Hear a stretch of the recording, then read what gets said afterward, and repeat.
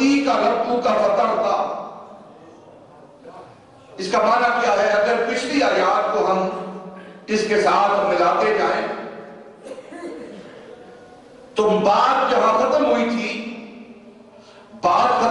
نبی پاک صلی اللہ علیہ وسلم پر جو فترت وحی ہوا تھا، انقطاع وحی ہوا تھا، تھوڑے دنوں کے لیے جو وحی کو روک دیا گیا تھا، تو اللہ رب العزت نے اپنے محبوب سے کلام کیا، محبوب جو تھوڑے دنوں کے لیے وحی روک دی گئی تھی، جو فترت وحی ہوا تھا، تھوڑی دیر کے لیے ہمارا ہم کلام ہونا بند ہو گیا تھا، وَلَلْآخِرَةُ خَيْرٌ لَكَ مِنَ الْأُولَىٰ۔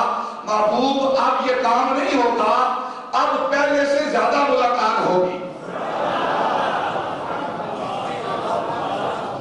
اور پھر صرف ملاقات نہیں، پہلے تو صرف ہم کلامی ہوتی رہی ہے، کلام ہوتا رہا ہے، بات کرتے رہے ہیں، اب اس کلام کے ساتھ ساتھ اپنا دیدار بھی کرائیں گے۔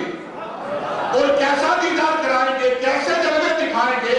محبوب مجھے تیرے چہرے کی قسم، وَلَسَوْفَ يُعْتِيكَ رَبُّكَ فَتَرْضَىٰ، تیرے ساتھ اتنا کلام کروں گا، اتنی گفتگو کروں گا، اتنا تجھے اپنا جلوہ دکھاؤں گا، اپنے حسن لم ادھر کے اتنے جلوے دکھاؤں گا، وَلَسَوْفَ يُعْتِيكَ رَبُّكَ فَتَرْضَىٰ، اتنے جلوے دکھاؤں گا محبوب تو راضی ہو جائے گا۔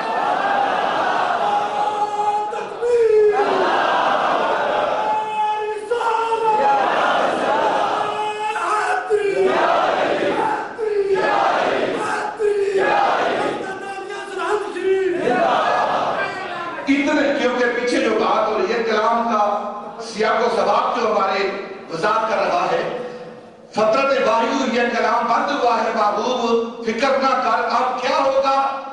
اتنا کلام کروں گا، اتنے جلوے دکھاؤں گا کہ تو راضی ہو جائے گا۔